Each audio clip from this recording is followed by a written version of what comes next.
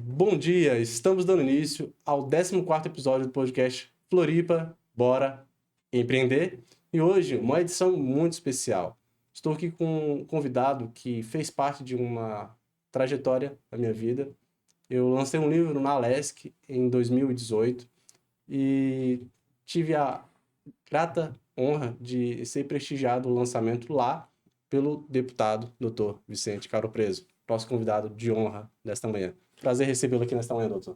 Prazer é todo meu. Vamos conversar a respeito da vida, a respeito da profissão, a respeito das metas que eu tenho como político e como cidadão, acima de tudo. São coisas importantes que a gente vai tocar no assunto. E é interessante a gente estar falando sobre, trazendo aqui uma pessoa que ela exerce dois lindos papéis que a sociedade necessita, que é a medicina e a política. E hoje a gente vai estar falando um pouquinho, né, sobre a sua trajetória como médico, sua trajetória na política e que parcela da sociedade que o senhor abraçou uma causa e está brigando pelos direitos deles, né? Acho que essa é uma das funções de um político, ele representar o povo, porque o poder emana pelo povo e o representante, ele é o representante do povo, né? E eu queria fazer uma pergunta para o senhor. O senhor, antes de ser político, é médico. E de onde que surgiu esse sonho de fazer medicina? Porque acho que todo mundo, quando inicia uma faculdade, ele tem um sonho, né? Uma vontade, assim. Por que o senhor fez medicina? Bom, primeiro um abraço a todos, em especial você, Lucas. Eu estudava em Blumenau, sou nascido em Blumenau. Meu pai era engenheiro, a mãe era uma professora primária do estado e moravam em Blumenau, nasci em Blumenau, de Santa Catarina, e me dediquei bastante ao ensino primário, depois secundário, e na última hora decidi fazer medicina. É lógico que psicologicamente a gente volta, analisa todo o sofrimento que a minha família teve e isso dá as tintas de por que eu caí na medicina, por que depois eu fiz neurologia, né? São fatores que é como se você inconscientemente optasse para reparar alguma coisa do passado e também, eventualmente, do teu dia a dia, né? Meu pai, engenheiro, minha mãe, professora, e eu optei para vir aqui para Florianópolis, passei bem no vestibular aqui em Florianópolis, em 1974, me formei em 79, e depois fiz a residência médica em Curitiba de neurologia, 1 ano de clínica e 2 de neurologia. Passei 1 ano em Blumenau, na casa do meu pai, a mãe já era falecida, trabalhando no 23BI, como médico do batalhão, e ali vingou e comecei a trabalhar por um concurso público, como médico do antigo INAMPS, Ministério da Saúde hoje, e atendia as pessoas normalmente, eram mais de 20 pessoas que a gente atendia em 4 horas. Em 4 horas? Em 4 horas. Imagina quando pegar um plantão de 24 horas, né? Era um ambulatório ali logo depois do batalhão, na Garcia, e logo depois eu fui transferido para Jaraguá do Sul. Acabou o serviço militar, o R2. Foi então tenente médico, né? Tenente médico. Temporário. Isso mesmo. E foi uma experiência muito boa, muito interessante.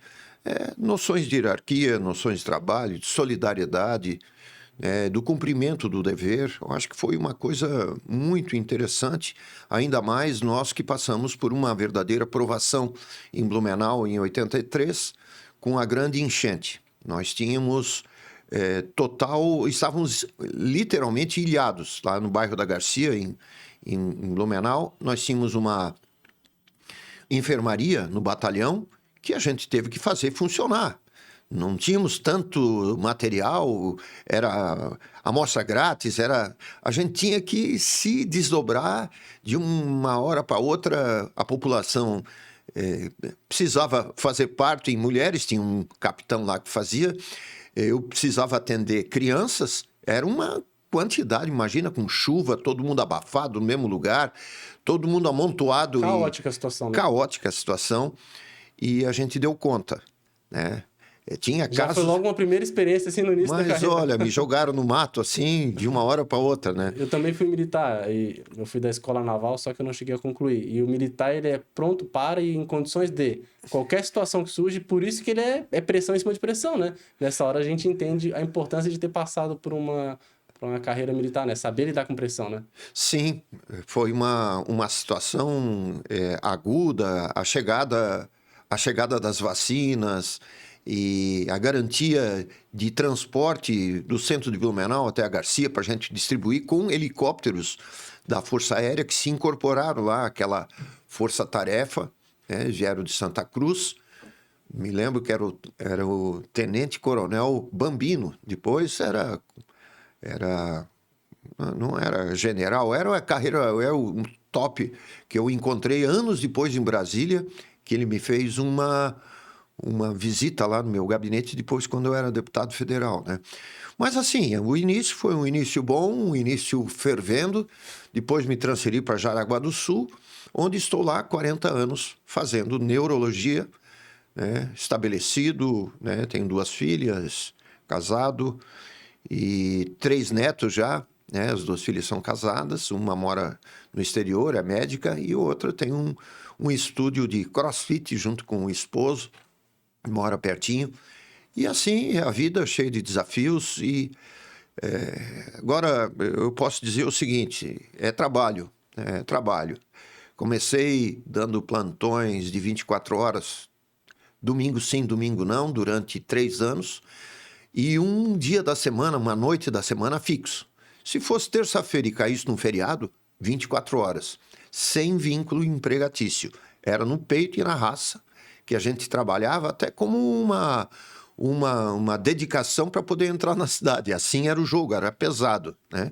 Fora isso, você tinha que dar conta de 14 a 20 pessoas internadas, fazia clínica médica também, e também esse vínculo, desde o início que eu fui para Jaraguá, me coloquei como médico voluntário da APAE de Jaraguá do Sul, né? Minha mãe havia sido diretora e o pai presidente por 8 anos da APAE, em razão de um irmão com problemas. E assim foi a vida inteira, trabalhando, e assim, médico. Eu acho que eu ocupei praticamente, só não fui ministro da Saúde, né? O restante dos cargos dentro da medicina, né, eu executava com um esmero, com uma dedicação muito grande, seja na medicina preventiva, no serviço de epidemiologia, lá na Regional de Saúde, e principalmente atendendo as pessoas, né? Eu nunca deixei ninguém sem condições de atender. Isso ninguém pode reclamar. Eram 16 a 20 pessoas todos os dias, fora os dias que eu estava prestando o serviço na PAI, e também nos hospitais. Atendia, lógico, no meu consultório e também encargos, seja na associação médica, encargos seja dentro da sociedade e enfim, uma dedicação full time, né? Me privei muitos momentos de estar junto com os meus amigos, a família, me dedicando exclusivamente, toda hora, médico. Então, antes da gente continuar, né, digo, falha nossa, né, faltou aqui fazer uma breve apresentação sobre essa ilustre pessoa que está aqui conosco. Dr. Vicente Cauro Preso tem um currículo extenso, daria algumas páginas aqui, né, ia ocupar metade do podcast, mas ele é médico neurologista formado pela UFSC em 1979, foi vereador pelo PSDB em Jaraguá do Sul de 97 a 98, deputado federal aqui em Santa Catarina pelo PSDB de 99 a 2003, 3 vezes eleito deputado estadual, gestão de 2014, depois em 2018 e a última eleição em 2022. Foi secretário de Estado da Saúde aqui de Santa Catarina em 2017 e atualmente é engajado com a presidência da Comissão de Pessoas com Deficiências na Alesc no mandato atual ou já esteve à frente nas outras gestões? Eu já estive na última gestão também, à frente dessa comissão, e antes eu tocava a comissão de proteção aos direitos da infância e adolescência, né? Então, sempre na área social, na área assistencial, muito ligado, né? Saúde e assistência social, e sou vice-presidente da comissão, sempre fui, nesses anos todos que eu estou na Assembleia, o vice-presidente da Comissão de Saúde. Por uma questão de distribuição dos cargos, das comissões, pelo número de deputados, coube a outro partido assumir a presidência da Comissão de Saúde, o que é um objetivo meu dentro dos próximos anos. Mas eu estou muito contente, satisfeito e realizado, acima de tudo, de estar fazendo bem para as pessoas com deficiência, colocando todo o meu potencial, meu conhecimento, minha sensibilidade social para fazer acontecer com as pessoas que mais precisam de atenção. Perfeito. E antes de darmos continuidade, eu gostaria de lhe entregar 2 mimos que são meus aqui, né? Primeiro deles, opa, deixa eu só abrir aqui, né? É uma canequinha que a gente entrega para todos os nossos convidados, para ficar como recordação de que esteve aqui pelo podcast. Se quiser beber uma água, alguma coisa, já está aí à disposição. Nada, muito obrigado, ficou muito bonita. É uma foto bem bacana, que foi tirada em estúdio. E esse aqui também é uma outra lembrança, uma camisa aqui igual essa que eu estou vestindo aqui do podcast. São 2 lembranças aí para poder deixar registrado aqui a sua participação no podcast. Muito obrigado. Muito obrigado, vou guardar. Se o senhor quiser, pode colocar na cadeirinha que tem ali do lado para não ficar atrapalhando aqui na vista. Isso. Um detalhe que eu queria fazer uma pergunta para o senhor, doutor Vicente. Muitas pessoas, elas acham que... engraçado, o senhor falou sobre trabalho duro, sobre dedicação. Muitas pessoas, às vezes, olham a trajetória, veem o tanto de sucesso que colecionou na carreira, 3 vezes deputado estadual, deputado federal. Mas uma pergunta que o público sempre pede para a gente fazer para as pessoas. O senhor também teve alguns nãos na vida, né? Sempre foi tudo deu certo, vou me eleger, fui eleito, fui reeleito, tudo que eu fiz deu certo, ou só colecionou fracassos também, decepções de, poxa, tentei, não deu certo, mas continuei tentando, conseguiu fazer ajustes até dar certo. É necessário esse tipo de mentalidade? Sim, tem que estar preparado, todos nós, ainda mais num regime democrático, de saber perder. Eu perdi algumas eleições, eu perdi 3 eleições. Eu perdi a primeira para vereador, faltaram votos na legenda. Eu perdi para a reeleição de deputado federal em 2002, também os votos foram insuficientes para eleger um deputado federal. Eu fui o mais votado dentro do PSDB, aliás, eu nunca troquei de partido, desde 91, são 33 anos de filiação. E uma vez, em 2004, fui candidato a prefeito de Jaraguá do Sul. Também não obtive sucesso. Mas voltei para o consultório, fiz 12 anos de um intenso estudo sobre distúrbios do sono. Começou essa história num congresso pan-americano no Chile, em Santiago, e eu comecei a me interessar muito por uma palestra, por um curso que a gente fez no seminário de 3 dias, e a partir dali eu fui para São Paulo, onde eu fiquei um tempo, quase indo e voltando 1 ano, para saber entender e faço até hoje polissonografias, que envolve basicamente os distúrbios respiratórios do sono, problema de ronco, problema de apneia, problema de insônia, enfim. Foi uma época muito forte, muito de mergulhar dentro da ciência mesmo, dentro da neurologia. Fiz vários congressos, me associei à Academia Americana de Neurologia. Então foi uma página bonita da minha vida, onde que começaram a florescer várias coisas. Você imagina que Jaraguá do Sul, em 1994, não tinha um tomógrafo. Nós montamos, não apenas eu, mas com mais 2 colegas, o doutor Amaro e o doutor Ayrton, que eu os tenho no coração, um pediatra, o outro cirurgião. Nós trouxemos o primeiro tomógrafo para a região inteira, né? Fizemos o primeiro centro de imagem, colocamos um radiologista de ponta, o doutor Edilberto, para tocar o centro de imagem, E, enfim, começou, então, foi um marco temporal e ali explodiu, no bom sentido, a medicina em Jaraguá do Sul. Hoje, Jaraguá é uma ponta, tem hospitais que se equivalem aos melhores do mundo, né? E a gente participou desse início com toda a força, com todo o dinamismo para fazer realmente acontecer, né? Por exemplo, né, você estava de plantão, eu sobre aviso de neurologia 15 anos seguidos, a gente saía de Jaraguá com o coração na mão e os médicos lá, como não tinha neurologista, eles ficavam apavorados, né? Por exemplo, chegou uma pessoa, é lógico, um hálito alcoólico, sábado à noite para domingo, né? E mais com um ferimento na cabeça. Por exemplo, se o cara estava em coma, você tinha que fazer o diagnóstico se ele tinha sangrado ou não, ou se tinha alguma outra situação. Esse rapaz, durante a noite, acordou brabo numa UTI de Joinville, dizendo que queria vir para casa e foi mandado embora. Daí o neurologista de lá disse assim, pô, Vicente, tu manda bêbado para cá?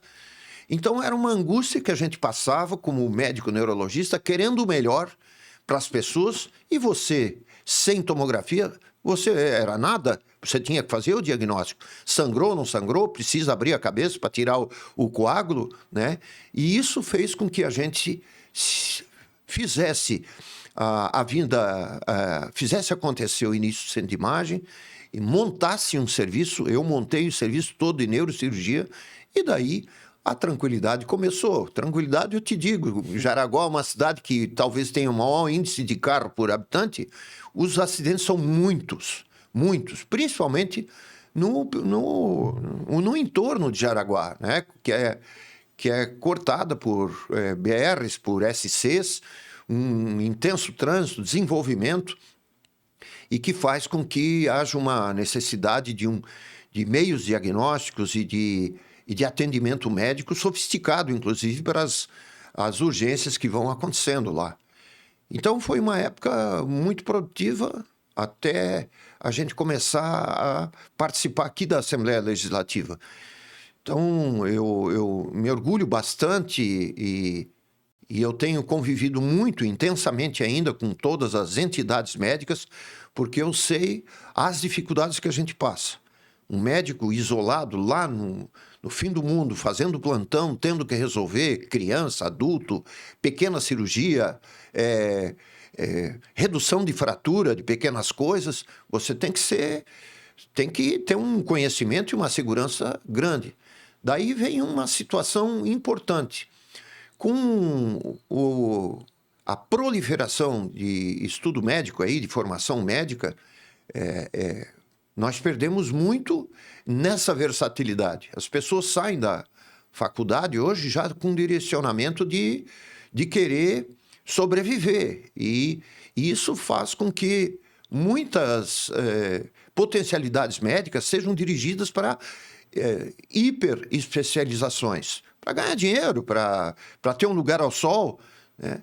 E isso fez com que haja uma rotatividade muito grande no sistema público de atendimento, por exemplo, na saúde da família, nos postos de atendimento, nos PAs, nos pronto-socorros, onde realmente o conhecimento médico, a experiência, a tarimba, são vitais para salvar vidas e para saber separar o joio do trigo, o que é grave, o que não é grave, enfim. Então, eu tenho uma preocupação muito grande com a formação médica. Médico que é médico é sinônimo de economia. Economia para a saúde, ele não pede exame demais, ele faz o diagnóstico conhecendo a pessoa, apertando a mão, sabendo de onde ele veio, qual é o nome dele. E essa abordagem humana, mas também técnica, não é porque apenas o médico é bonzinho e quer saber de onde que o cara veio ou não veio, que língua fala, né? Mas isso quebra o gelo e te dá condições de você mergulhar na vida da pessoa, da família, e ele te conta tudo o que ele tem. Isso facilita, reduz a necessidade de exames, é interessante economicamente para a pessoa, para o bolso da pessoa, que não vai fazer tomografia, ressonância de bobeira, por exemplo, uma enxaqueca, que é, por exemplo, um dos quadros mais comuns em toda a prática médica é a dor de cabeça, cefaleia. Então, imagina, o cara chega, o paciente chega, você aperta a mão do cara e já diz, ei, o que você tem? Estou com um ele não diz nem o cefaleia, já está com a caneta na mão para pedir um exame. Isso não dá, não, né? Nenhum plano de saúde aguenta, nenhum município aguenta, e por isso a formação médica é essencial, é vital para rodar o serviço público. Médico bem formado é sinônimo de economia e eficiência.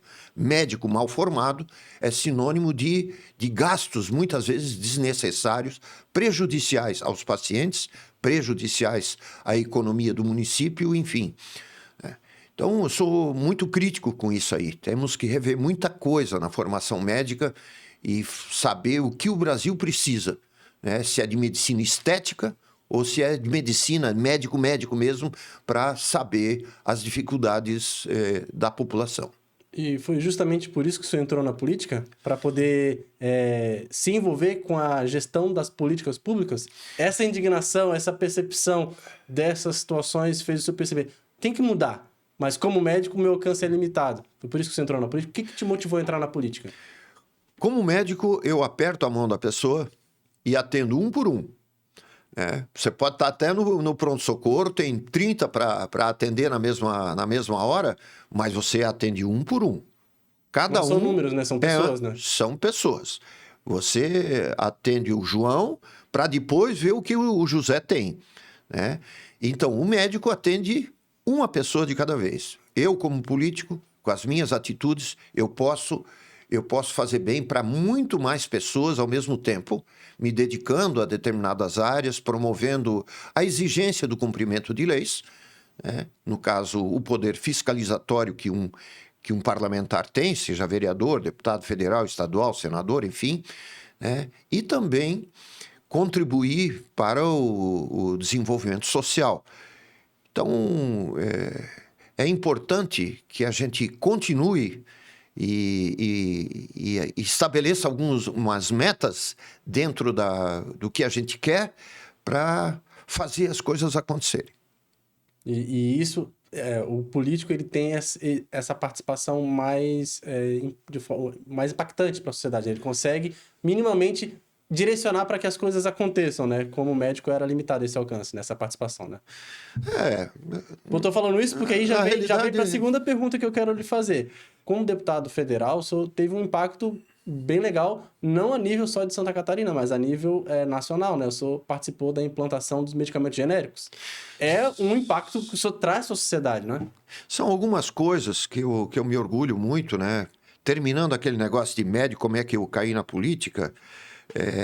os caras perguntam, pô, como é que tu, Vicente, deixa o consultório, vai para não sei aonde, tudo, tu é importante aqui e tal. Eu digo, não, você passa a ser presidente da associação médica, você é convidado para dar palestra em tudo que é canto, você é diretor do hospital, ou chefe de departamento não sei do que, e isso faz com que você tenha um contato maior com as pessoas e enfim... A política é uma consequência do tipo de vida que você vai levando, né? Então, foi por isso que eu me tornei vereador em 96 e, no meio do mandato de vereador, fui eleito deputado federal por 70% dos votos válidos para deputado federal de Jaraguá do Sul. Só com os votos de Jaraguá me elegi. Pois é, o que eu fiz lá? Algumas coisas que eu tenho um orgulho muito grande. Primeiro, foi estabelecer um mínimo de gastos com a saúde. É a emenda da saúde, a emenda número 29, que estabelece que a União tenha que gastar X, que os municípios, no mínimo 15%, e que os estados, no mínimo 12% daquilo que arrecadam na saúde. Isso foi um ganho violento, porque começou a haver previsibilidade nos investimentos de saúde. Então, depois disso, na época do Fernando Henrique, do Serra, a coisa ficou muito mais tranquila. E isso foi uma luta grande, porque todo mundo queria para rodovia, queria para arma, queria para tudo, E a saúde era sempre né, como se diz, patinho feio, né? Ficava sempre escondido. Ó. E nós, naquela comissão de Seguridade Social e Família, em determinado ano eu fui o vice-presidente, era uma responsabilidade grande, até que passeata lá em frente ao Congresso Nacional, fizemos tudo, mais uma coisa boa, né? Exigindo que o orçamento da União de Estados e Municípios fosse ali. E eu tenho a foto até hoje da promulgação da emenda 29, né, que foi feita no Senado Federal pelo presidente do Congresso. E dentro das minhas atividades, naquele ano, no ano 2000, 2001, surgiu uma coisa importante. Começou a pipocar na imprensa, nas mídias, a necessidade de baixar o preço de medicamento. Com a maxi desvalorização do dólar em 13 de janeiro de 99, o dólar foi de 0,85 real para 1,13 mais ou menos. Isso os multinacionais farmacêuticas, que são as empresas que licitamente mais faturam no mundo,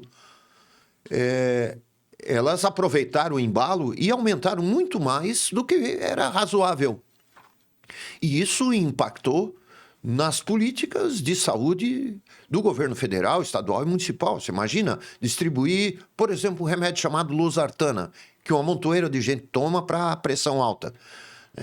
Então, o governo era obrigado, sem os genéricos, sem a produção de medicamentos aqui no Brasil, de comprar por um preço absurdo. Isso nós montamos sob a coordenação do deputado Nelson Marquesan, do PSDB do Rio Grande do Sul. Nós estabelecemos uma CPI dos medicamentos. E aquilo foi um marco para o início dos medicamentos genéricos, que era uma outra opção para não apenas a compra de medicamentos de marca, que eram caríssimos, até hoje são. Então foi assim, foi um parto, foi no facão, com propaganda anti-genéricos que até hoje tem. Mas na época era assim, ó, você está comprando farinha, você está não sei o quê. E, de reboque, a Agência Nacional de Vigilância Sanitária começou a se impor. Antes era um patinho feio, hoje não. Hoje, para você botar um equipamento cirúrgico para ser usado, hoje, para você oferecer um medicamento para as pessoas tomarem ou fazer de tempos em tempos uma verificação se ela tem 100 miligramas, se ela tem 50 miligramas e se ela tem eficiência, você precisa dessa agência. E naquela época, nós nos dedicamos de proteger a agência contra um monte de interesses externos do exterior, as multinacionais, e também nacionais, que lucravam demais com os medicamentos. Com a aproximação e a dificuldade toda que nós tivemos com a epidemia da AIDS, havia necessidade de quebra de patentes e produção de medicamentos, e para distribuição gratuita.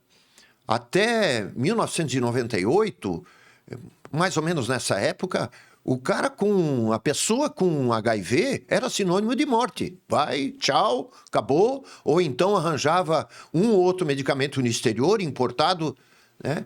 E não. E só tomou a devida proporção graças aos casos do Magic Johnson na NBA e ao Freddie Mercury na área da música, né? Que são outras indústrias que movimentam bilhões, né? Então, acabou trazendo a importância do acesso a medicamentos para o HIV. Mas tudo foi um parto.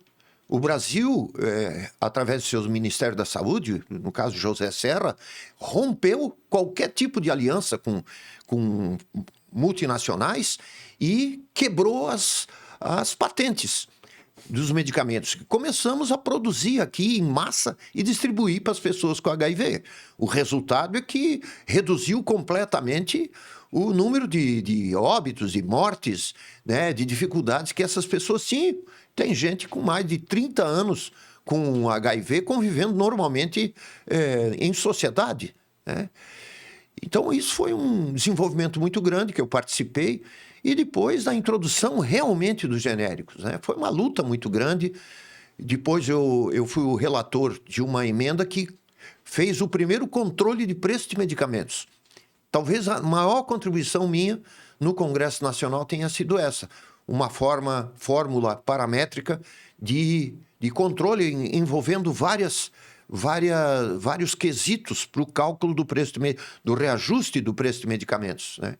Então, contribuí, assim, saí muito contente. Fora outras coisas que a gente debateu e conseguiu na realidade, obras de infraestrutura importantes para Santa Catarina também. Mas essa foi um saborzinho todo especial, né? Quando a gente vê um G de genérico, tem um pouquinho da minha digital. Tem um pouquinho de Vicente Caro Preso ali, tem né? Um pouco, muito coração e digital também. E aproveitando toda essa política pública que o senhor implementou, um capítulo da sua vida chamado Secretário de Estado da Saúde aqui de Santa Catarina. Quais as políticas públicas de saúde que o senhor considera mais importantes para implementar em Santa Catarina, que precisam até hoje ser implementadas, e que o senhor fez? Qual foi a sua maior contribuição como secretário de Estado da Saúde? Bom, na dificuldade financeira que tinha, nós estávamos em recessão, era muito grave a situação financeira do Estado em 2015 e 2016. Quando eu assumi o lugar do Kleinubing, que era o secretário de saúde nos 2 primeiros anos do Colombo, ele saiu assim, ele pediu pelo amor de Deus para sair, numa situação grave, e o governo, na realidade, não estava repassando para a saúde aquilo que devia, a parte que nos cabia. E isso foi fazendo falta durante esse período todo. Então, nós tivemos que organizar, apertar o cinto e investir naquilo que era o mais importante, que era a medicina de urgência, e estabelecer algumas metas, e conseguimos, por exemplo, no índice de vacinação. Eu fui extremamente duro, passando em todos os municípios. Na época, começou a pipocar aquele problema que até hoje nos afeta, principalmente hoje, que é a epidemia da dengue. Visitamos local por local, estabelecemos pela primeira vez as filas do SUS. Em novembro de 2017, quando eu estava como secretário de saúde, havia um clamor dentro do Ministério Público, dentro das entidades, dos conselhos de saúde estadual, municipal, para saber em que posição eu estou, doutor. Quando que eu serei operado? Quando que eu farei a consulta? Quando que eu farei o exame complementar, a ressonância e tal? Ninguém sabia, era um balaio. E nós introduzimos essa grande melhoria que, na realidade, é uma parte ética importante que não tinha. Então, eu me sinto extremamente feliz de ter sido o secretário de saúde que introduziu decência na espera das pessoas né? Se tem ou não tem lugar, tudo bem. Ainda nós carecemos de uma agilidade maior na execução de inúmeros procedimentos, seja diagnósticos e consultas, enfim. Mas isso é outra coisa. O que precisava era dar dignidade e respeito às pessoas que estavam de tempos em tempos ali e que precisavam ter seus direitos resguardados. A outra situação, e essa eu sofri muito na secretaria, foi com a manutenção dos hospitais públicos de Santa Catarina. Eles consomem praticamente 1/3 do orçamento da saúde do Estado. Desempenham um papel importantíssimo, sobretudo aqui na Grande Florianópolis, onde estão a maioria. São 7 hospitais públicos na Grande Florianópolis, de grande porte, com um custo mensal altíssimo e complexo, né?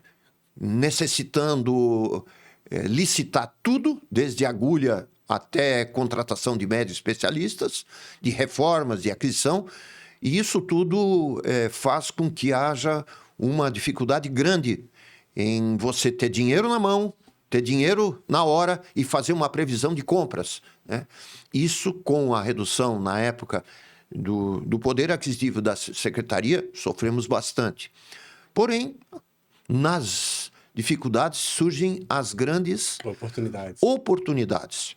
Meus colegas médicos da Assembleia Legislativa viram a dificuldade que nós estávamos passando, que os hospitais filantrópicos, que atendem mais de 70% da clientela do SUS em Santa Catarina, nós somos um estado que tem uma cobertura grande de hospitais, praticamente 100% são cobertos por hospitais, pequenos hospitais, pronto-socorros e tudo, né? E eles vinham de chapéu na mão toda hora, era todo instante, era 5, 10 por dia, que precisava fechar o caixa para atender pelo SUS. Então, daí surgiu a política hospitalar catarinense, que hoje tem outro nome, mas é uma previsão de gastos e um repasse automático do governo estadual bancando os hospitais filantrópicos, que, eu vou te dizer, é um alto investimento para o Estado. O Estado, com a política hospitalar, economiza um monte, porque essas estruturas filantrópicas são as comunidades que tocam, são elas que dão a dinâmica do atendimento médico hospitalar, e isso sai muito menos para o Estado. Então, foi um negócio importantíssimo, um desenvolvimento. Então, na dificuldade que nós tínhamos, surgiu as normas para desenvolvimento, e foi em 2019, foi estabelecido no final de 2019, começou o repasse automático dos hospitais. Isso significa que evitamos de fechar e colocar em dificuldade, em risco, a saúde de milhares de pessoas. Então, foi uma baita de uma contribuição que demos direta ou indiretamente para que isso acontecesse. Incrível. E o senhor tocou no assunto da dengue. Eu trouxe aqui uma notícia que eu vou ler, publicada agora no dia 22 de fevereiro. Diz o seguinte: o governo do estado de Santa Catarina decretou emergência epidemiológica pela dengue, que desde o início do ano de 2024 já confirmou quase 17,6 mil casos prováveis da doença, alta de 650% na comparação com o mesmo período de 2023. 8 mortes já foram confirmadas. E sobre a dengue, o senhor, como médico, como político, como gestor público, como uma pessoa que está diretamente ainda brigando por essa pauta da saúde, o que o senhor tem a dizer sobre isso? Tem solução? Tem algo que pode ser feito? É um problema só local? É um problema nacional que basta ser pensado lá a nível de Ministério da Saúde? O que o senhor pode falar para nós sobre isso?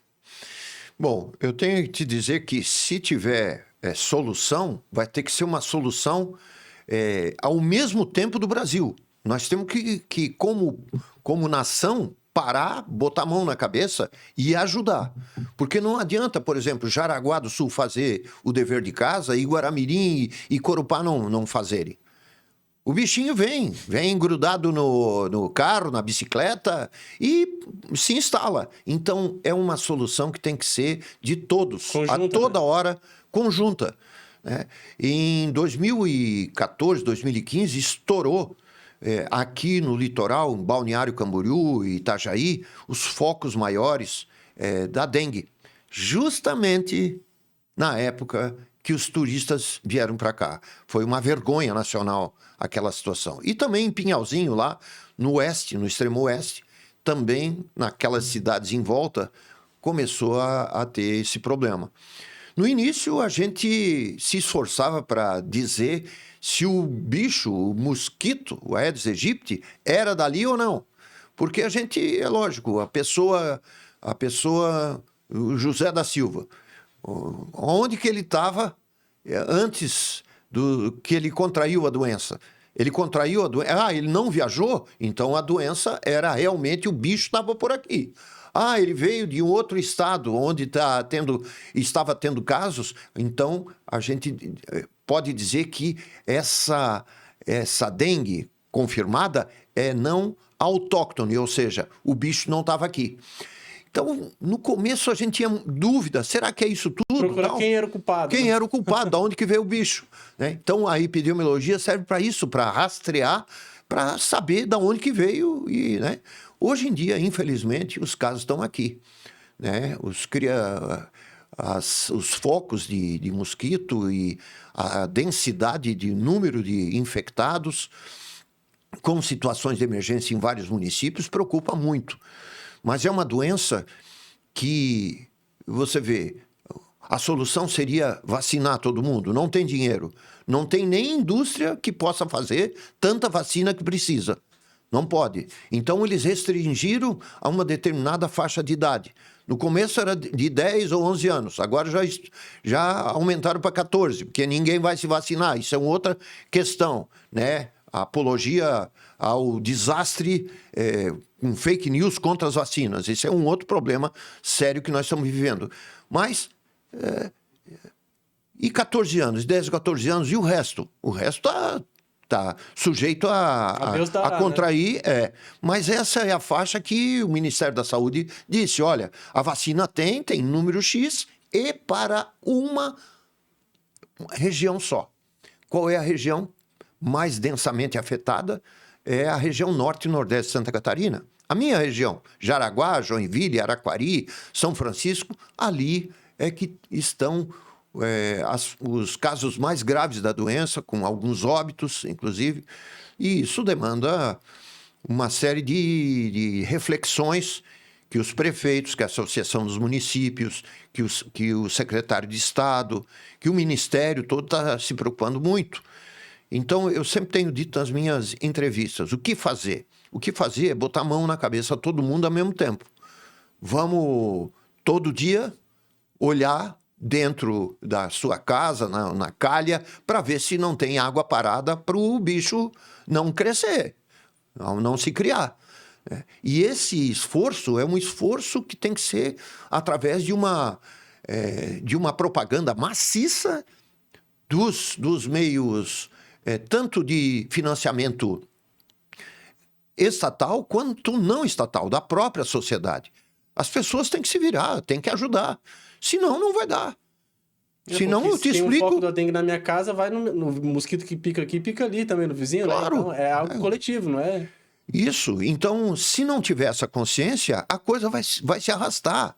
E isso vai implicar em gastos extraordinários que poderiam ter sido empregados em outras situações da saúde, como cirurgias, exames, enfim, e a medicina preventiva acima de tudo.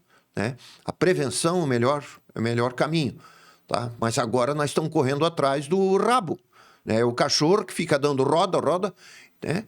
E isso é ruim. É porque cada um está pensando no seu, né? Ah, eu estou cuidando do meu, mas enquanto todo mundo não entender que é uma consciência coletiva, né? Não vai para frente, né? A minha tia, meu tio e meus 2 sobrinhos lá em Brasília estão com dengue.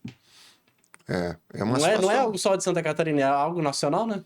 E isso tem dado problema, né? Não são só pessoas mortas, são pessoas que ficam em hospital aí, em estado grave, sofrendo. E mesmo as pessoas apenas com a dengue, que não seja hemorrágica, a dengue do dia a dia, vamos dizer, entre aspas, se assim a gente puder chamar, elas sofrem. É uma mialgia, ou seja, uma dor muscular, febre alta, né? E que pouco a pouco vai cedendo. Então, a pessoa fica praticamente 2 semanas, às vezes até mais, né? Sem poder estar trabalhando e fazendo suas coisas. Perfeito. E agora vamos mudar para um próximo capítulo da sua trajetória. Queria lhe fazer uma pergunta. Como presidente da Comissão de Pessoas com Deficiência ali na LESC, o que levou o senhor a se engajar com essa causa? Porque talvez alguém já tenha lhe perguntado, caiu de paraquedas aqui como presidente dessa comissão? Por que o senhor é tão engajado com a causa de defender as pessoas com os direitos das pessoas com deficiência? Bom, Lucas, como eu disse anteriormente, eu tive uma trajetória de escolher para ser médico, né? Foi situações que aconteceram na família e inconscientemente a gente diz, não, você é médico. Podia ser engenheiro, meu pai... E por que você foi neurologista, né? Também por uma razão de uma situação dentro da família. E é por isso que a gente marca o X. Não, é isso aqui que eu quero e toco ali pau e vamos fazer, né? Então, a primeira semana que eu estava em Jaraguá, em 1984, eu me apresentei na PAI para começar a atender pela PAI. Como voluntário? Como voluntário. E foi assim por 33 anos. Dos 40 que eu estou lá, 33 anos, eu estive prestando o meu serviço de apoio àquela instituição. E a gente, como irmão de uma pessoa com deficiência gravíssima, que foi meu irmão era normal até os 10 meses de idade. Daí ele teve uma meningite, e a meningite torrou os neurônios do meu irmão. Simplesmente deixou um menino que estava balbuciando, falando alguma coisinha, caminhando, com um atraso muito grande no desenvolvimento neurológico, nunca falou uma palavra até o falecimento dele em 81. Ele nasceu em 53, 81, e convulsões, enfim, agitação, hidrocefalia, ou seja, uma série de complicações, né, que a minha família sofreu muito para achar local para... Acompanhamento médico, né? E na cabeça de uma mãe, ela vai até as últimas consequências tentando buscar solução para o filho. A minha mãe por anos, o meu pai por anos, eles tinham certeza que meu irmão iria ficar normal.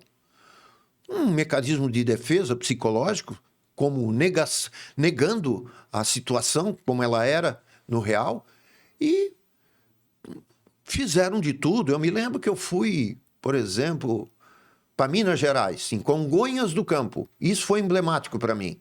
Foi em 1961. Tinha um curandeiro chamado Zé Arigó.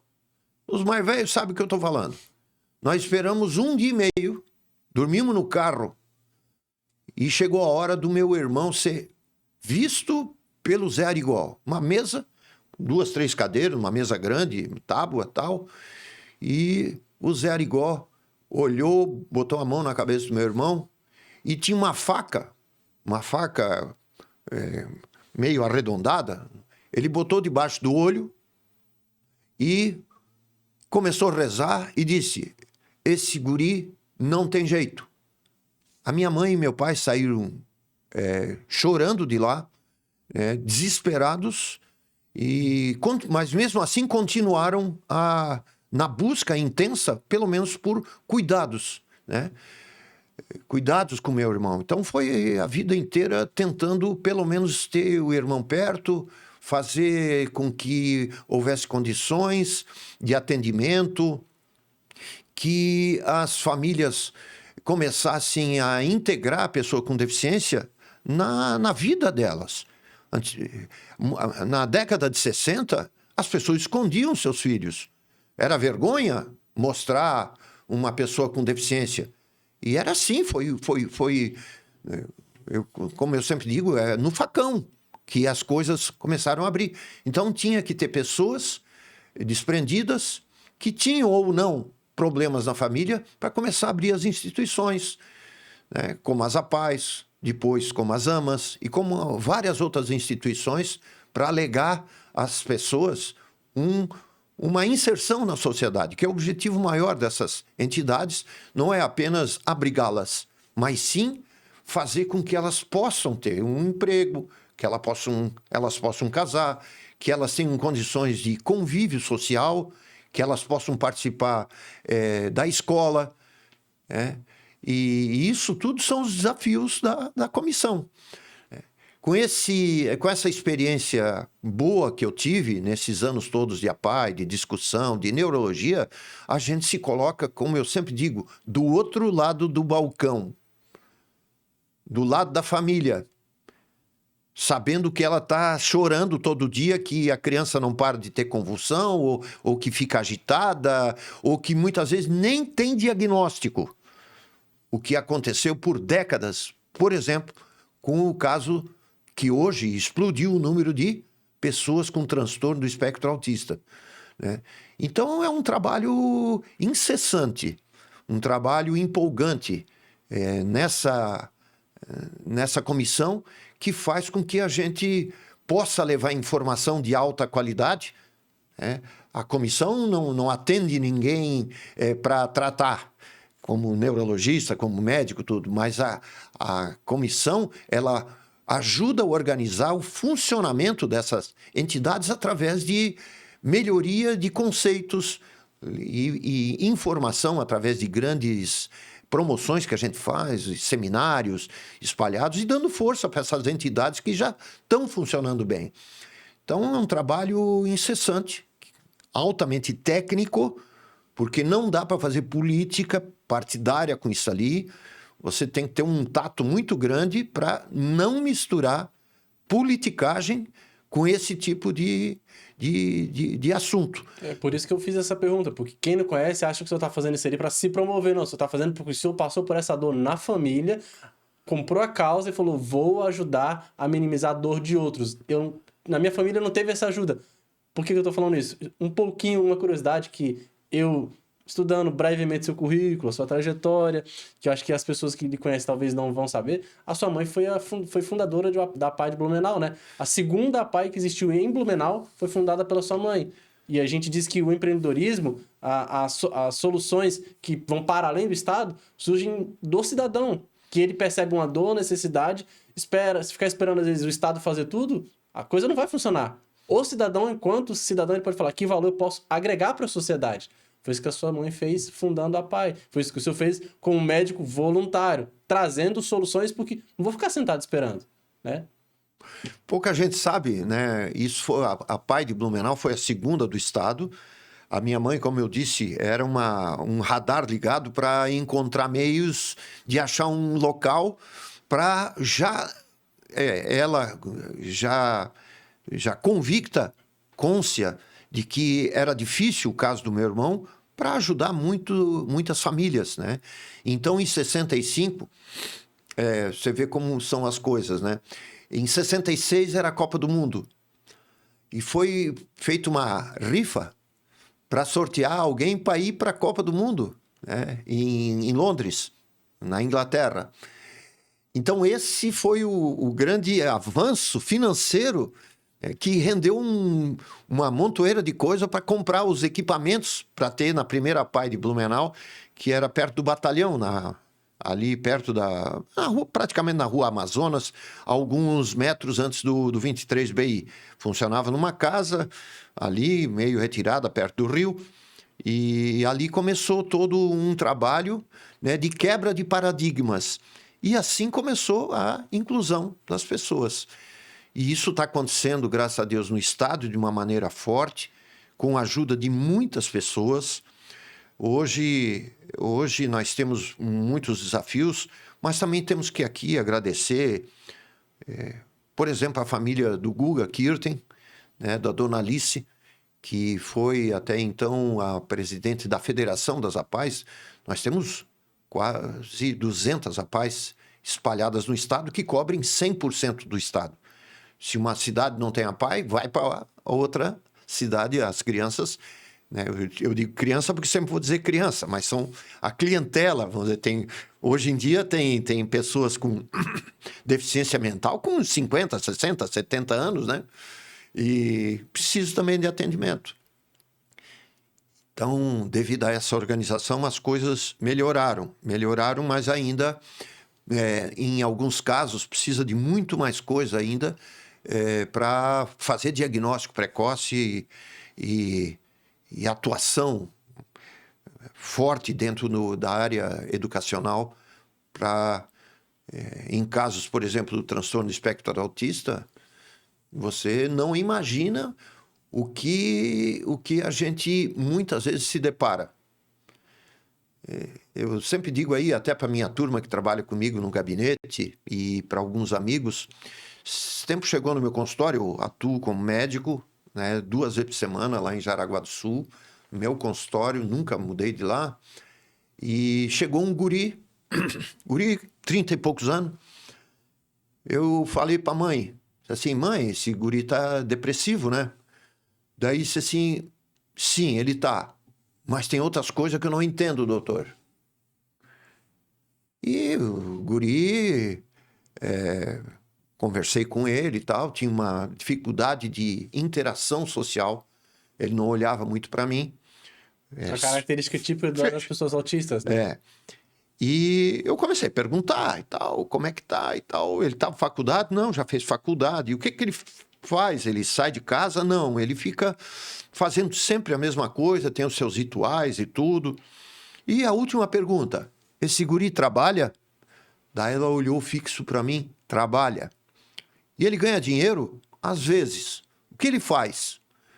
Ele se conecta com vários países do leste europeu, produzindo histórias em quadrinhos. Uau. Ele cria heróis. Daí eu digo, como é que é esse negócio aí? Ela pega o celular e me mostra um monte de desenhos e com personagens assim que você digo, é impossível que eu esteja à frente de uma pessoa. Uma genialidade na área artística, né? Eles são assim. Mas você tem que dar condições de, no bom sentido, explodir as virtudes dessas pessoas que estão ali. Você tem que entender e fazer o diagnóstico, aplicar todos os métodos de tratamento e abordagem para essas pessoas, né, para que elas sejam inseridas na sociedade, como eu digo, que é a função principal, a função mais importante dessas entidades e do estudo e dos avanços sociais é colocá-las, não apenas como abrigados. Vou para AMA, tá, vai ficar 50 anos na AMA. Não, se der para sair, se virar, vai estudar, vai trabalhar, vai casar e vai tocar a vida, né? É isso que a gente se preocupa, né?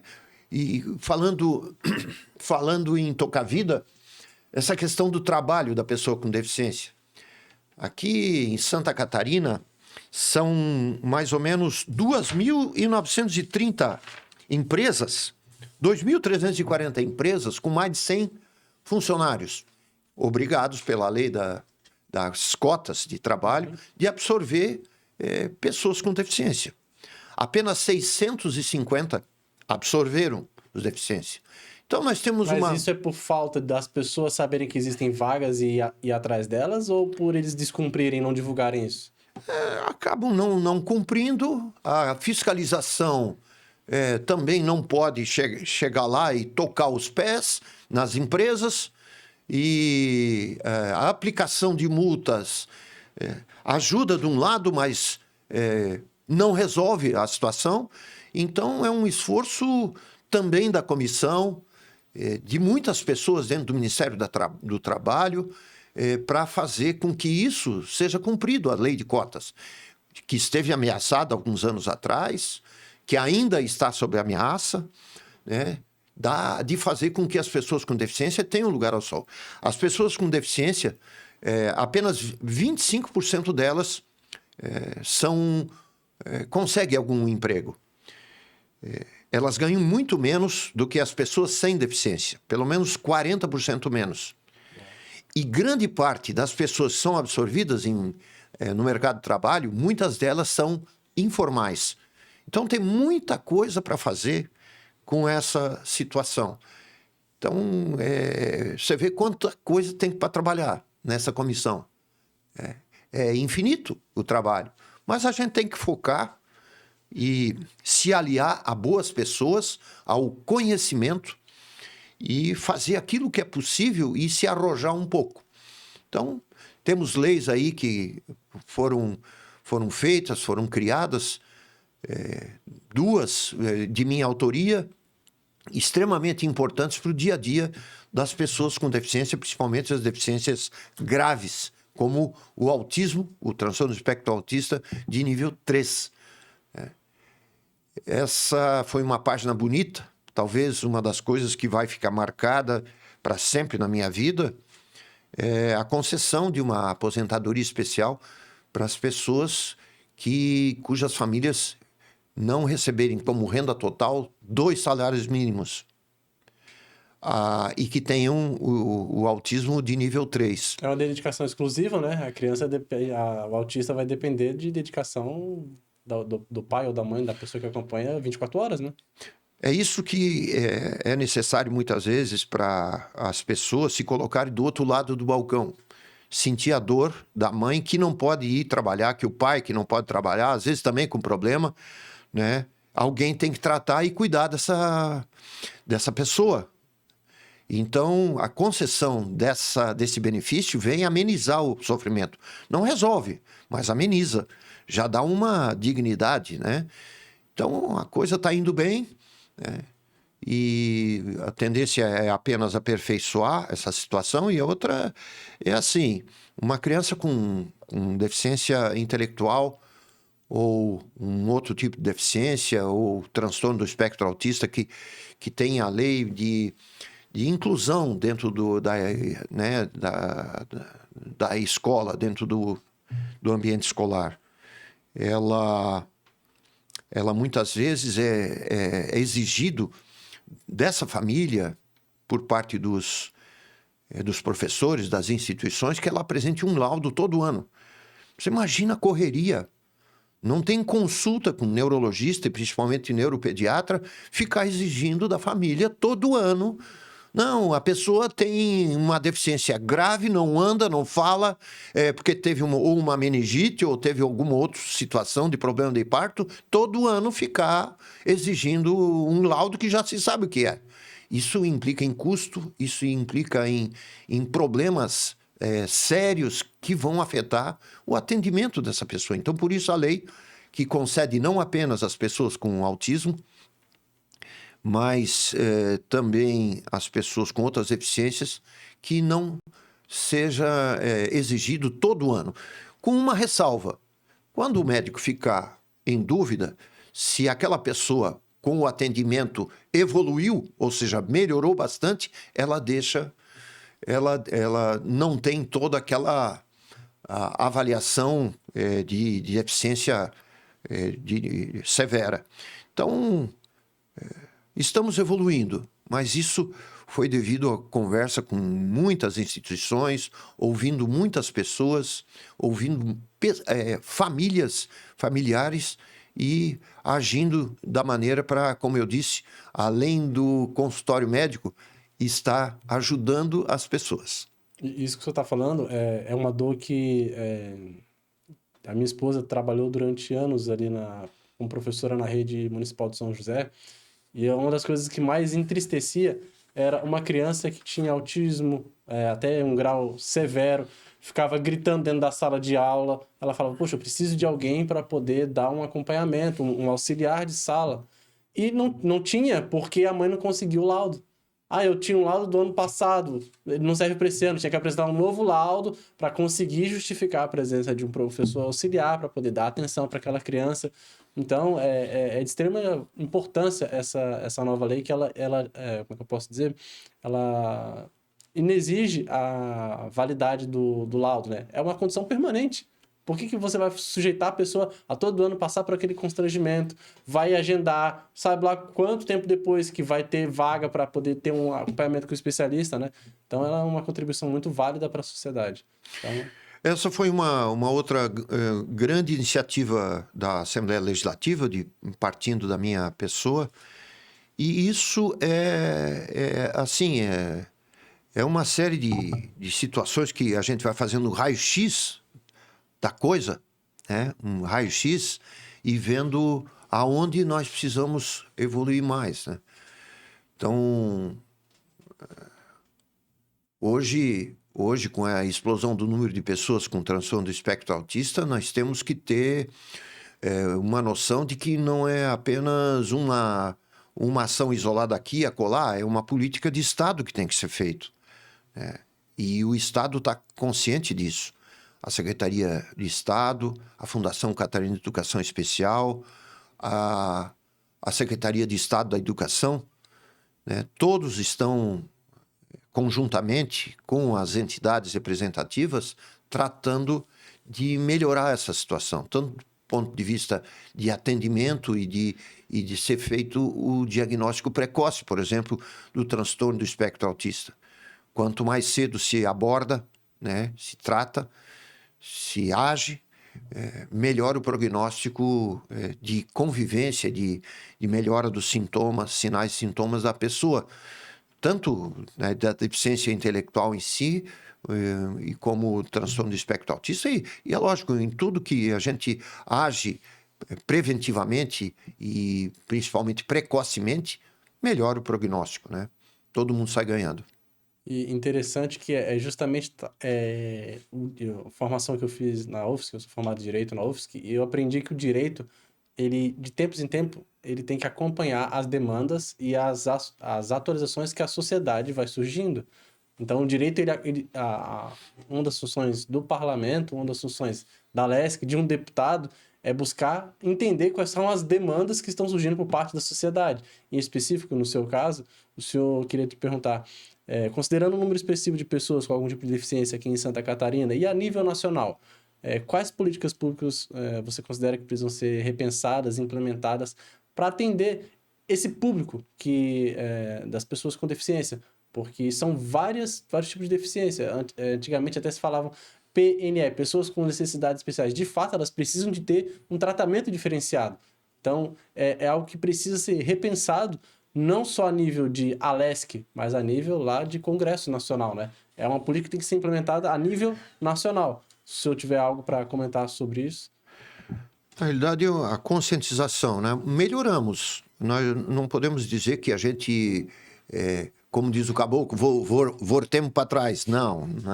Nós estamos evoluindo. Eu acho que é uma conscientização importante e isso está sendo visto assim, principalmente em ambiente escolar, no ensino fundamental, com a convivência das pessoas ditas normais, ou seja, sem deficiência, a convivência com pessoas com dificuldade. Né? Há uma solidariedade, há um outro olhar.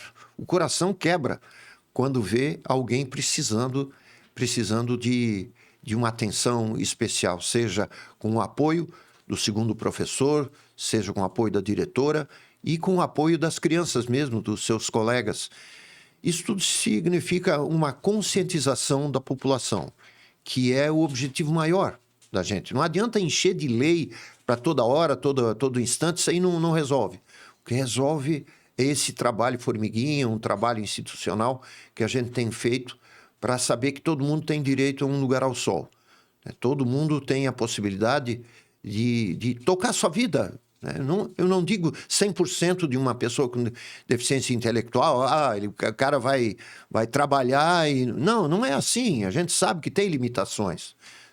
Mas aquele que pode, por exemplo, uma pessoa com uma deficiência intelectual leve a moderada, ela pode ajudar uma coisa que a gente vê de vez em quando, em supermercado, em fazer algum serviço desse.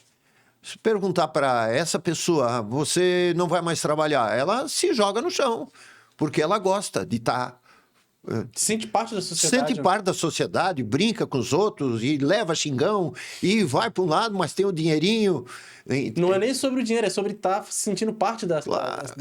É isso aí, entende? Porque isso vai fazendo girar a roda. Né? Os pais vão pensando, meu filho também, eu tô guardando meu filho, coitadinho, não sei o quê, não tem nada de coitadinho.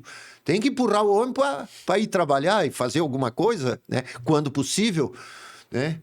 Quando, vamos dizer, olhado e não é vigiado, mas acompanhado.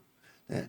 Acompanhado pelas pessoas que trabalham com ela, acompanhado de longe por uma instituição, e muitos desses casos estão espalhados no Brasil hoje em dia. São casos maravilhosos, as pessoas acabam casando, enfim, tendo sua história como qualquer um de nós almejaria ter. Né? Essa, vamos dizer assim, é a coisa no final. É a inclusão total da pessoa e se não dizer um termo, independência total, mas grande parte acaba atingindo dessas pessoas que chegam nesse nível, né, são independentes e tocam suas vidas. Isso aí é a função maior da comissão, nossa, das instituições espalhadas aí, as AMAs, as APAES e outras entidades de recuperação, né? Esse todo é um trabalho que não é fácil. Não vou dizer que seja uma coisa simples fazer isso. Muitas pessoas evitam e é muito mais fácil você dar um aparelho de diagnóstico para um hospital. Né? Você passa ali, o importante é esse trabalho de apoio às pessoas, né? Pelo menos para mim, isso fica bem claro. Dá mais trabalho? Claro que dá mais trabalho. Consome mais você? Consome mais você. Mas você tem certeza de que está no caminho certo. Isso a gente aponta para um dos P's que é importante. A gente fala que, quando eu fiz pós em gestão, aprendi que uma empresa gira em torno de 3 P's. Pessoas. Uma empresa que não começa pensando em pessoas, ela já está começando errado. Pessoas, depois processos e, por último, produto ou serviço. Você tem que falar quais são as pessoas, o que eu posso agregar na vida delas e como que eu posso fazer isso. Você começa a pensar o processo, passo a passo, a estrutura, o local, para ela entrar e se sentir bem recebida. E depois você fala assim, agora o produto ou serviço. Produto ou serviço todo mundo tem. Então você começa com pessoas e processos. Mas o último P que muitas pessoas se esquecem é propósito. Por que eu estou fazendo isso? Por que eu estou aqui? Por que eu abri essa empresa? E o que você está falando é muito lindo, que você está apontando para por que eu estou na política? Porque tem um propósito. É para minimizar a dor dessas pessoas, fazê-las se sentirem parte da sociedade. Inclusão. Muito bonito. Estou até arrepiado de falar isso aqui, mas... Então é isso. O trabalho é esse, né? Os desafios são esses, vão surgindo, né? Te dizer assim que a política, agora botando a coisa na política um pouco, né? A política é como tu nasce, vê o céu, como hoje, azulzinho, clarinho, né? Um céu de brigadeiro, como a gente diz, né? No meio do almoço, aquilo já começou a pretear. Chega de tarde, tá uma tempestade Já tá feito o danada. Sully batendo já. Mas é assim, mas a vida é assim, né? Tá tudo bem, de repente uma coisa acontece e tal, mas na política é mais agudamente por quê? Porque você mexe com o poder. E o poder, dependendo quem esteja utilizando o poder, ou quem queira se utilizar do poder, emprega métodos, muitas vezes, que são questionáveis, né? Então, realmente é uma atividade que consome bastante e a gente tem que ter muito cuidado. Assim, a taxa de profissionalização, vamos dizer assim, ela tem que... É uma meta que todo dia, toda hora, a gente tem que estar utilizando. Eu tenho batalhado muito junto à minha equipe, né, para dizer que o gabinete e estar lá como deputado foi às custas de muito trabalho. Você vê como é que se formou o Vicente. É muito trabalho. E uma eleição dá 500 vezes mais trabalho que tu pensa. Ninguém faz assim. Eu não sou um blogueiro. Entende? Eu sou um cara de ação, de arranjar coisa para o hospital, massa, né? E coisa, de cumprimentar e tudo. Eu não sou um as na coisa de ficar com o celular ali e tudo. Lá dentro, não. Ei, e para isso a tua equipe tem que estar antenada. Tem que saber os limites das potencialidades do chefe, vamos dizer assim, né? E se multiplicar e fazer o melhor possível. E isso vai se refletir no trabalho que a gente apresenta para as pessoas também, né? Porque mandato acaba. Não é como outras carreiras dentro da vida pública, Ministério Público, na Justiça e conselheiro, tudo é diferente. O cara entra uma vez e pronto. Nós não. Cada 4 anos é um vestibular, chamado eleição. E daí você tem que se colocar e se expor de uma maneira tão intensa, com gastos, privações, exposições, né? Mas é o jogo da democracia. O custo é altíssimo, né?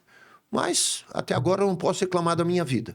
Gosto do que estou fazendo e vamos continuar fazendo a coisa bem feita. E eu queria te fazer uma pergunta agora, que a gente diz que um dos grandes desafios de todo gestor, de todo líder, é saber lidar com algo chamado gestão de tempo. O senhor concilia as suas responsabilidades como médico, deputado estadual, presidente da Comissão de Pessoas com Deficiência. É um desafio fazer várias tarefas, várias atividades Gestão de tempo e gestão de pessoas. Como que o senhor lida com pessoas? Porque o senhor é um líder, tá numa posição de destaque, é uma referência, tem que delegar tarefas, foi uma habilidade que o senhor foi desenvolvendo ao longo da sua carreira, gestão de pessoas, gestão de tempo e inteligência emocional, saber lidar com pessoas. Um dos grandes desafios que todo grande líder tem que lidar. Você tem um punhal aí que você já botou assim até 30 centímetros, já quase virou, como diz o caboclo de novo, botou o punhal até nas costas. É mais ou menos isso, né? É a grande jogada de qualquer, não apenas da política, mas na vida empresarial e na vida tua pessoal, né? Saber lidar com pessoa. Não é uma coisa simples. Dentro do gabinete, tem pessoas que são especialistas, que tocam o serviço com uma condição diferenciada. Você não se incomoda. Mas boa parte que tem esse viés político não é tão fácil e tudo é intrincado, tudo uma coisa depende da outra, né? E você tem que descobrir o potencial mesmo dessas pessoas que até não têm um preparo, não vou dizer intelectual, mas técnico, né? Como qualquer empresa exige, você tem que exige trabalho, presença, decência, né? Para os resultados aparecerem, né? Então, tenho procurado sempre evoluir, né? Mas te digo que não é alguma coisa muito fácil. Dentro da área pública e dentro da área política, você lida com pessoas e você lida com poder. E o poder corrompe. O poder faz com que muitas que não têm um preparo possam estar ao teu lado, pertinho de você, conspirando. Mas não é o caso do meu gabinete. O gabinete, eu estou orgulhoso de tê-lo. Eu sei que as pessoas têm se procurado demonstrar todo o seu potencial, fidelidade, e é assim que a gente tem que tocar, né? Procurando saber também das dificuldades e deficiências que cada um eventualmente tenha e poder exigir ou contornar ou conviver da melhor maneira possível. Tá? O que o senhor estava falando, eu acho interessante que quem não sabe, lá no gabinete do Dr. Vicente tem uma frase logo de entrada que já mostra a identidade, um dos valores, valor é aquilo que você valoriza. Um dos valores grandes que ele tem se chama gratidão.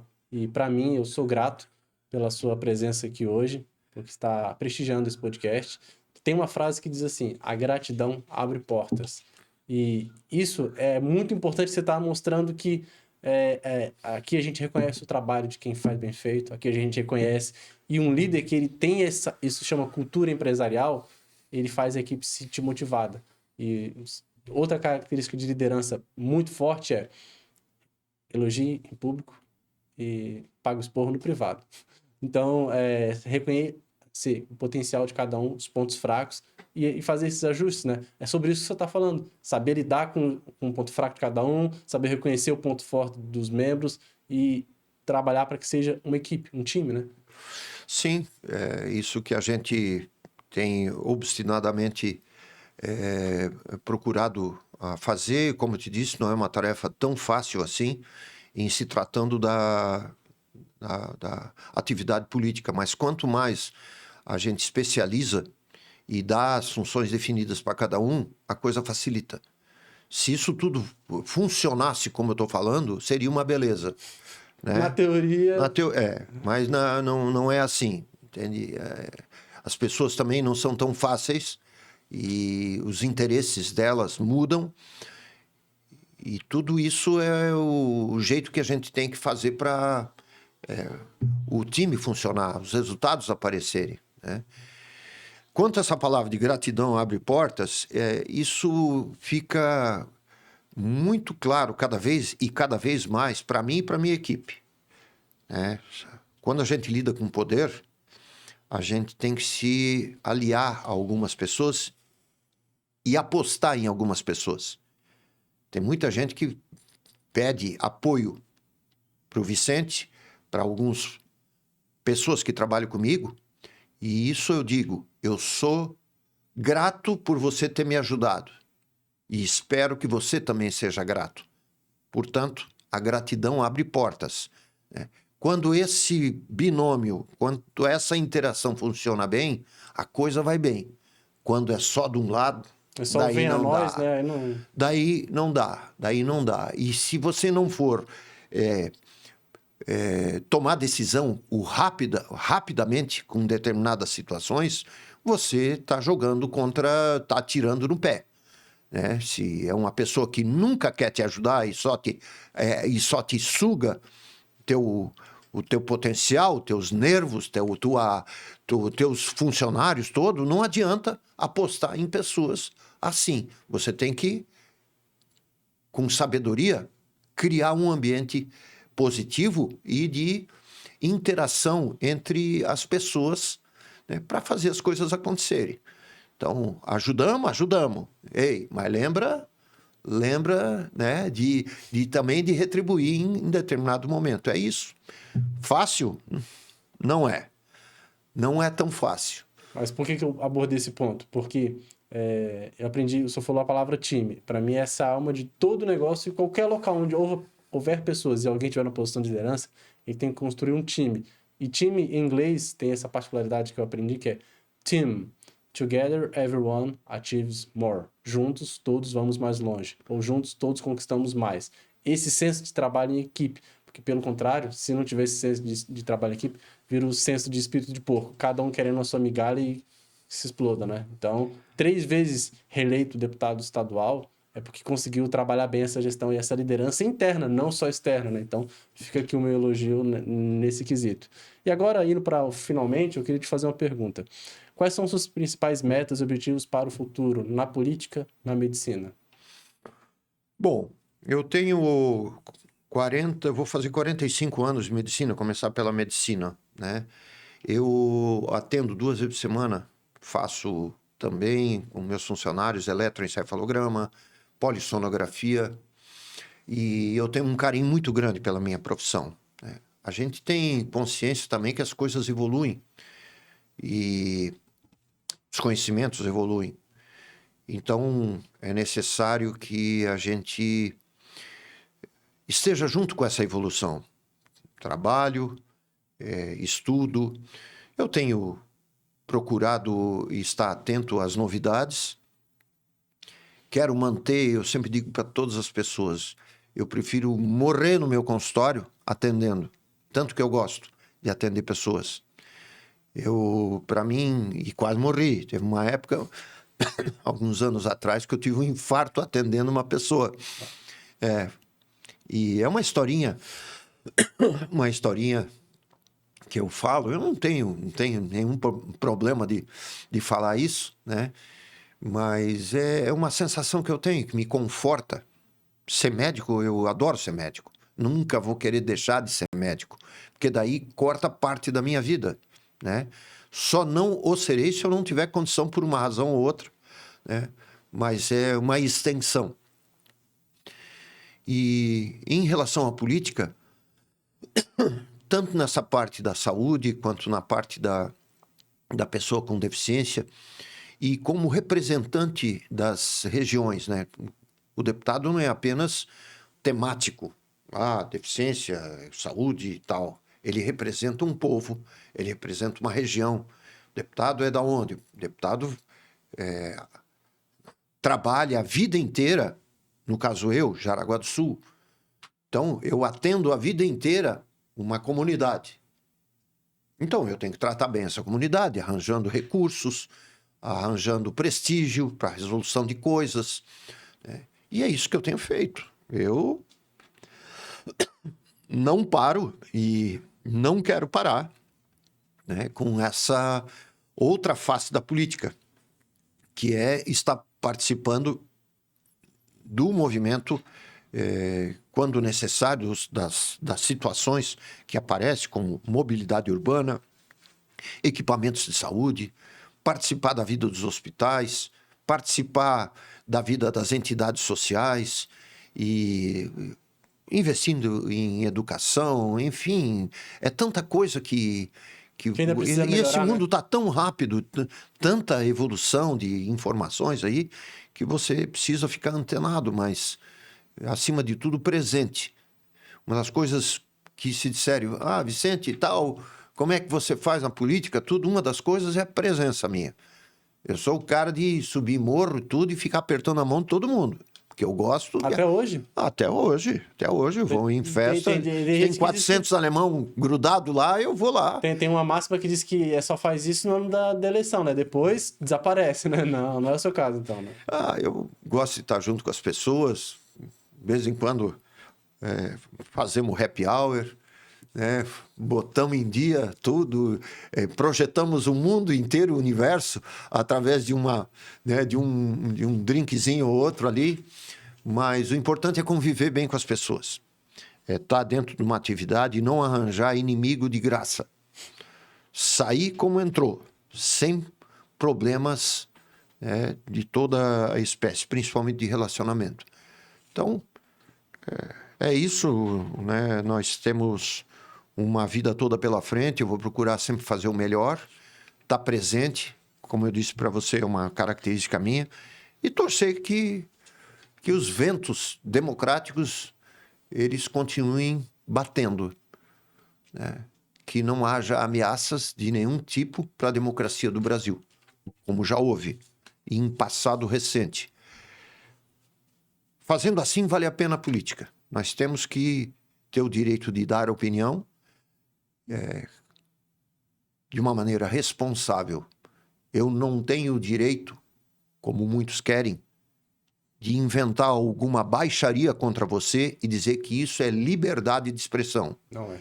Eu tenho que ter uma consciência que eu tenho que ter limites. Tem que ter responsabilidade, né? É essa política que eu defendo. Com responsabilidade você fazer as coisas, defender a democracia, defender a participação das pessoas, agora de uma maneira ética. Se você apregoa a anarquia de tudo, o ódio, você acaba sendo tomado por esse ódio. E eu nunca mudei de partido, sou convicto, uma pessoa... Já foi presidente várias vezes, né, do PSDB. 4 anos, presidente do Estado, aqui do PSDB. Passei por época boa, época ruim, e isso para mim não tem problema. Mas é igual marido fiel, né? Uma vez que entrei no relacionamento, não saio dele. Né? O problema é o seguinte, que... Falo isso porque a gente vê político que vive trocando de partido igual troca de roupa, né? O problema são os modismos. Os modismos e os ares. Os ares, muitas vezes, faz com que as pessoas mudem suas convicções. Ou até botem para fora aquilo que eles nunca tiveram condição de botar. Sob a possibilidade de que ele, sendo assim, ele tem mais chance de vitória. E tem muita gente sendo eleito por causa disso. Colocando para fora aquilo que estava quietinho. E acabando se elegendo de uma maneira muito mais fácil do que outros que trabalham. Então, eu continuo com o meu jeito. Não vou deixar de ser assim e vou até o fim acreditando na democracia e na boa política, na boa convivência entre as pessoas. Tem uma máxima que eu gosto de dizer que isso se aplica para qualquer área que você quer se destacar na vida.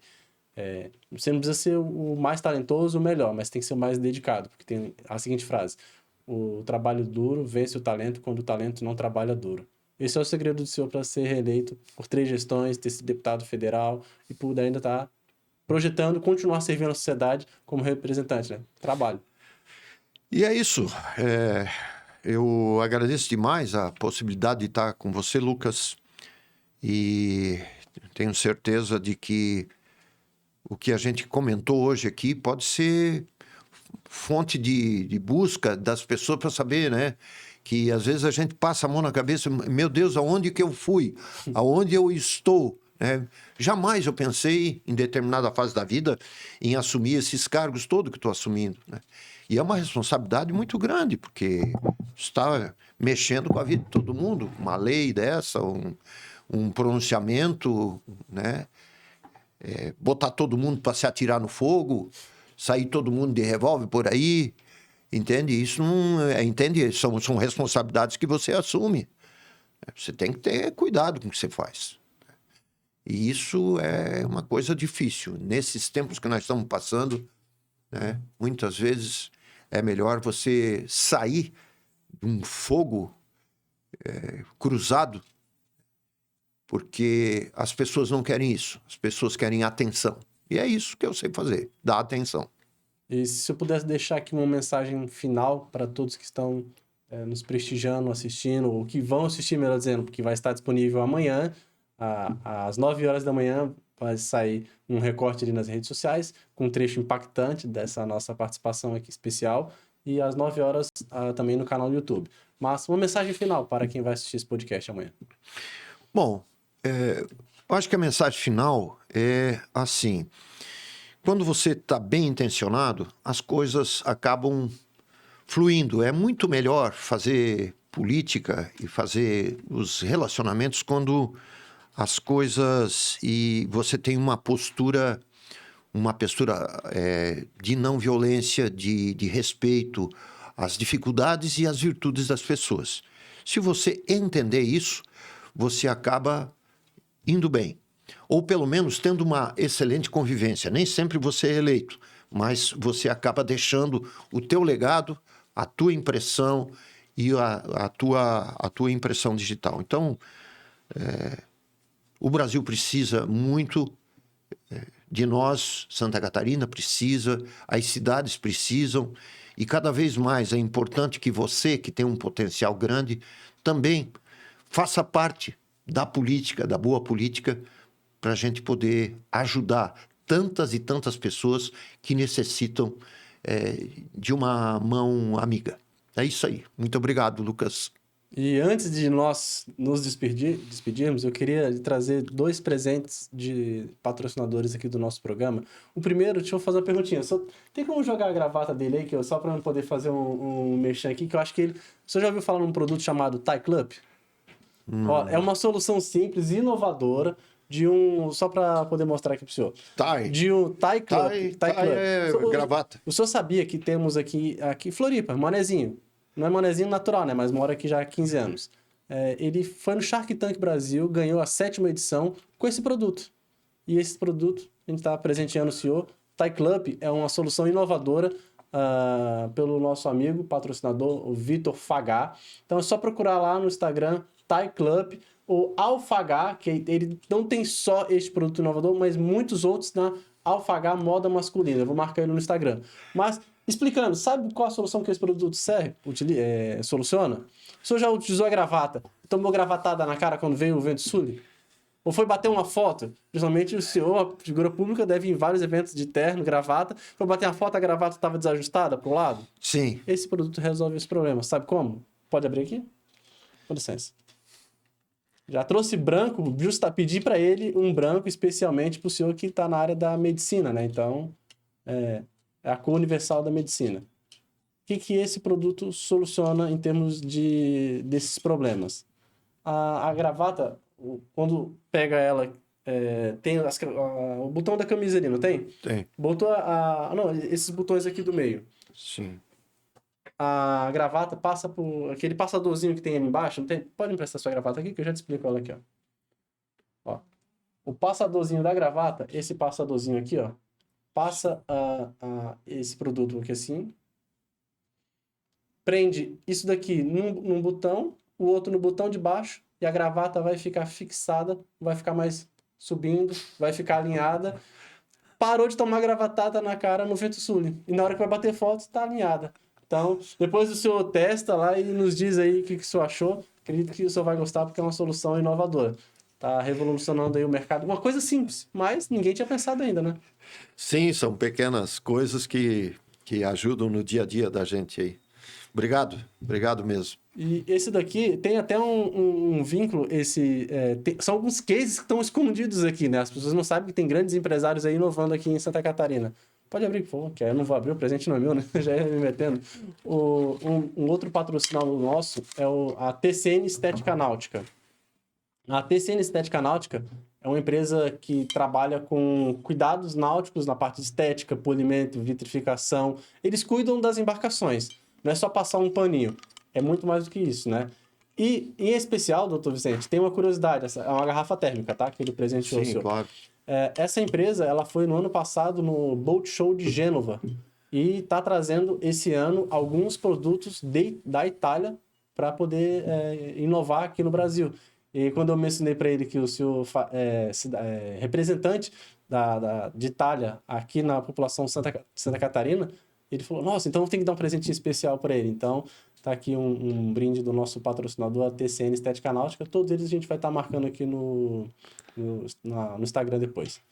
Pois é, esse eu agradeço demais. E se a gente enveredasse por esse caminho aí da Itália, a gente, eu acho que ficaria umas 3 horas conversando aqui, né? Porque tem muita coisa boa acontecendo, tenho participado, tenho dado um trabalho danado para o meu pessoal do gabinete aí, são reuniões memoráveis que aconteceram já, viagens internacionais, enfim, mas isso é outra coisa. É assunto para outro podcast.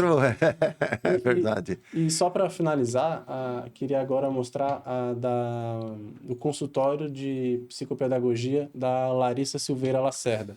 Opa. Ela trabalha com atendimentos para as crianças que têm justamente essa dificuldade dos transtornos de aprendizagem.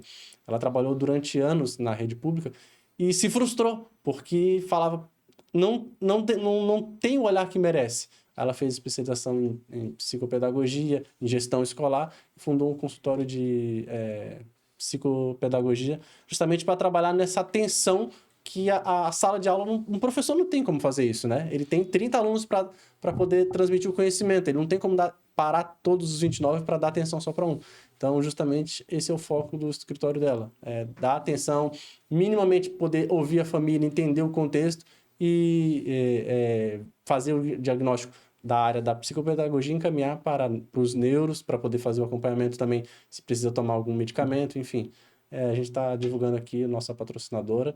E finalizo dizendo que eu aprendi muito com a sua trajetória, porque se uma coisa que todo grande líder tem em comum se dedicou pra caramba para chegar lá. Tem uma frase do autor norte-americano Grant Cardone.